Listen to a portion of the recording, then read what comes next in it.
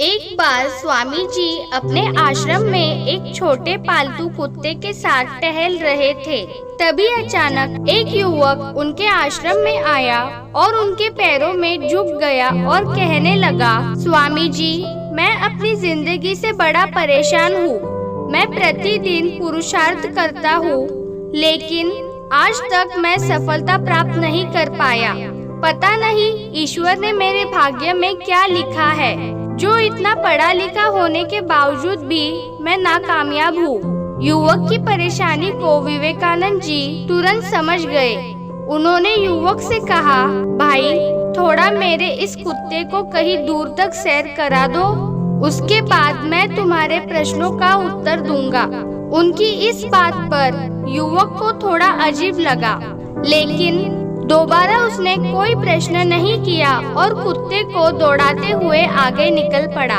बहुत देर तक कुत्ते को सैर कराने के बाद जब युवक आश्रम में पहुंचा, तो उन्होंने देखा कि युवक के चेहरे पर अभी भी तेज है, लेकिन वह छोटा कुत्ता थकान से जोर जोर से हाँफ रहा था। इस पर स्वामी जी ने पूछा, क्यों भाई, मेरा कुत्ता इतना कैसे थक गया? तुम तो बड़े शांत दिख रहे थे, क्या तुम्हें थकावट नहीं हुई? युवक बोला, स्वामी जी, मैं तो धीरे धीरे आराम से चल रहा था, लेकिन यही बड़ा अशांत था।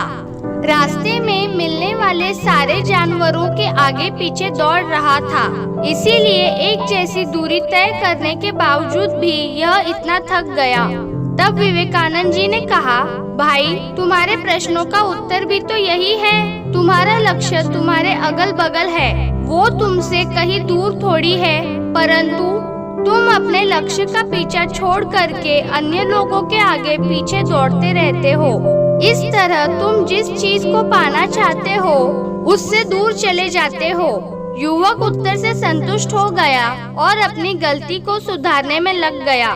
दोस्तों, क्या आपको नहीं लगता आज हम भी इसी कहानी के कुत्ते के समान दूसरों को फॉलो करने में लगे हुए हैं? अगर आपका मित्र डॉक्टर है तो आप भी वही बनना चाहते हैं, भले ही उसमें आपकी कोई रुचि हो या नहीं।